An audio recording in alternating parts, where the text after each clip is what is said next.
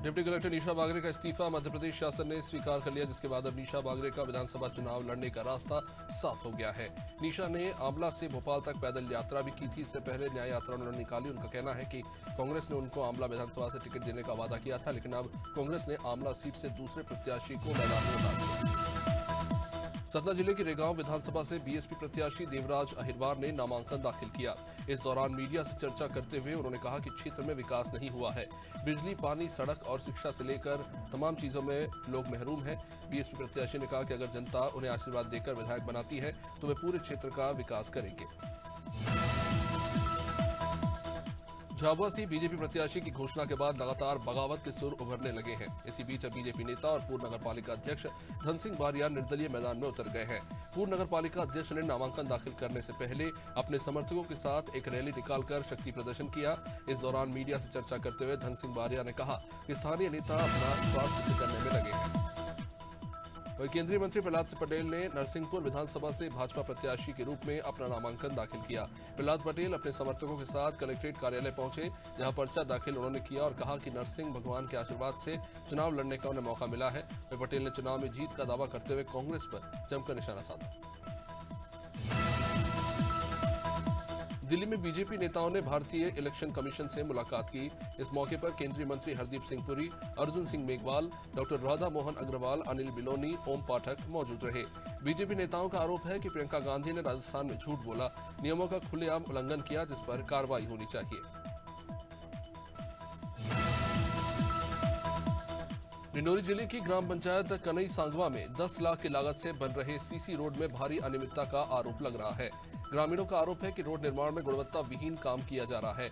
किनारे किनारे पर गड्ढा करके रोड को मोटा दिखाया जा रहा है, जबकि बीच में रोड की कम मोटाई बन रही है। ग्रामीणों ने इसकी शिकायत जनपद पंचायत सीईओ से भी की है। अब इस मामले में कार्रवाई की बात हो रही है। दिल्ली में आम आदमी पार्टी को बड़ा झटका लगा है। प्रदेश अध्यक्ष अरविंद सिंह लवली ने 20 से भी ज्यादा आप के पदाधिकारियों और 3 पूर्व निगम पार्षदों को कांग्रेस की सदस्यता दिलाकर घर वापसी कराई। इस दौरान कांग्रेस में शामिल होते ही आपके पूर्व पदाधिकारियों ने अरविंद केजरीवाल पर छल करने का आरोप लगाया।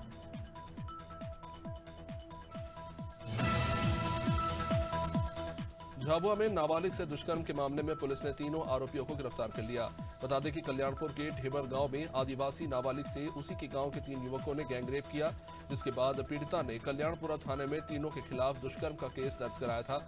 मामला दर्ज होने के बाद पुलिस अधीक्षक आगम जैन ने आरोपियों को शीघ्र गिरफ्तार करने के निर्देश दिए, जिसके बाद उनकी गिरफ्तारी की।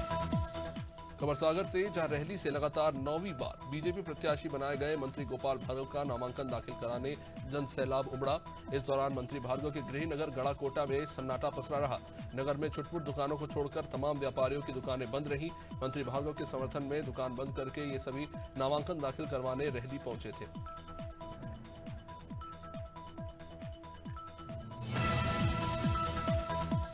बीजेपी से टिकट नहीं मिलने के बाद अब मैहर के पूर्व विधायक नारायण त्रिपाठी ने खुद ही विंध्य जनता पार्टी बना ली है। इसके बाद उन्होंने अपनी पार्टी से चुनाव लड़ने का ऐलान कर दिया। इस दौरान मैहर विधायक नारायण त्रिपाठी ने कहा कि विंध्य जनता पार्टी मध्य प्रदेश की 40 सीटों पर चुनाव लड़ेगी। विंध्य पार्टी विंध्य के विकास के लिए काम करेगी।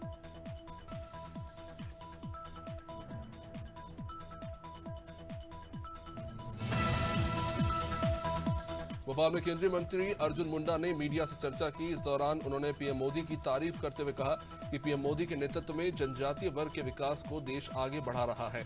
मोदी सरकार ने जनजातीय वर्ग को महत्व दिया और 15 नवंबर को गौरव दिवस मनाने का फैसला लिया। इस दौरान केंद्रीय मंत्री मुंडा कांग्रेस पर भी निशाना साधने से नहीं चूके।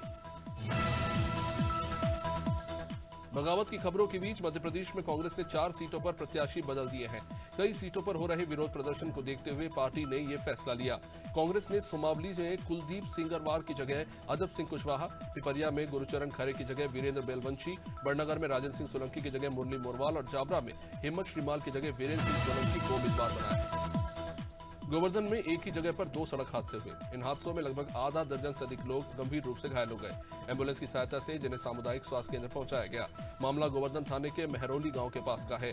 अज्ञात वाहन ने बाइक सवारों को पीछे से टक्कर मारी, जिसके बाद उन्हें अस्पताल पहुंचाया जा रहा था। इस हादसे को देखने के चक्कर में ट्रैक्टर ट्रॉली ने सामने आ रही मारुति वैन को टक्कर मार दी। हापुड़ के बहादुरगढ़ थाना क्षेत्र में एक युवक की पीट कर हत्या कर दी गई। बताया जा रहा है कि युवक का विवाद गांव के ही रहने वाले दूसरे समुदाय के कुछ युवकों से हो गया था। इसके बाद आरोपियों ने युवक के साथ जमकर मारपीट की, जिसके बाद घायल युवक को अस्पताल लाया गया, जहां डॉक्टर ने मृत घोषित कर दिया युवक को। युवक की हत्या के बाद एएसपी रामकुमार अग्रवाल और भारी पुलिस बल के साथ मौके पर पहुंचे। खबर लखनऊ से, जहां बीजेपी नेता मोहसिन रजा ने बड़ा बयान उनका सामने आया है। उन्होंने कहा कि जब से योगी सरकार आई है तब से मदरसों का आधुनिकीकरण हो रहा है। योगी सरकार ने मदरसों में कंप्यूटर क्लास और मॉडर्न क्लासेस शुरू की हैं। उन्होंने ये भी कहा कि गैर मान्यता प्राप्त 8000 मदरसे हैं जो जांच में सहयोग नहीं कर रहे हैं। ऐसी कई जगहों पर शिक्षा विभाग ने नोटिस चिपकाए हैं। औरैया में अज्ञात युवक का शव मिलने से दहशत फैली हुई है। शव की सूचना मिलते ही पुलिस अधीक्षक चारू निगम, अपर पुलिस अधीक्षक दिगंबर कुशवाहा, पुलिस क्षेत्राधिकारी भरत पासवान और फफूंद पुलिस मौके पर पहुंची। पुलिस ने शव की शिनाख्त करने की कोशिश तो की, लेकिन पहचान नहीं हो सकी। फिलहाल पुलिस शव को कब्जे में लेकर कार्रवाई में जुटी हुई है। किसान नेता राकेश टिकैत सहारनपुर के कस्बा नागल पहुंचे। यहां संगठन के कार्यकर्ताओं ने उनका स्वागत किया। किसान नेता राकेश टिकैत ने कहा है कि बजाज हिंदुस्तान शुगर मिल किसानों का गन्ने का जो करोड़ों रुपए बकाया है उसको लेकर उन्होंने कहा कि बजाज ग्रुप के खिलाफ बड़े आंदोलन की जरूरत है। राकेश टिकैत ने कहा कि किसान संगठन का सहारा लेकर कुछ फर्जी लोग गलत काम कर रहे हैं। सुरिया के सामुदायिक स्वास्थ्य केंद्र में इलाज के दौरान एक अधेड़ व्यक्ति की मौत हो गई। मौत के बाद गुस्साए परिवार वालों ने अस्पताल के मेन रोड पर शव रखकर हंगामा कर दिया और डॉक्टरों पर उपचार के दौरान लापरवाही बरतने के आरोप लगाए।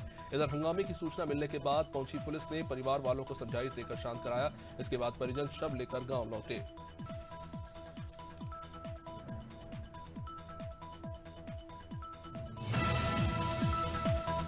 बस्तर संभाग की 12 सीटों पर सभी राजनीतिक दल ग्रामीणों से लगातार जनसंपर्क कर रहे हैं।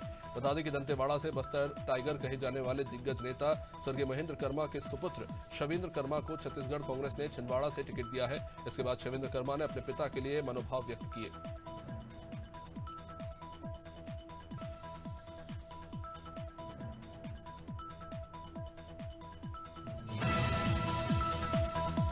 बस्तर संभाग के 7 जिलों में 12 विधानसभा सीटें हैं।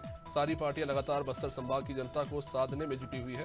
ऐसे में बस्तर की हाई प्रोफाइल सीट दंतेवाड़ा से भाजपा प्रत्याशी चेतराम अटामी मैदान में है। चेतराम अटामी ने बताया कि कल्याणकारी कार्यों में शामिल होने के पीछे उनके खुद के विचार हैं।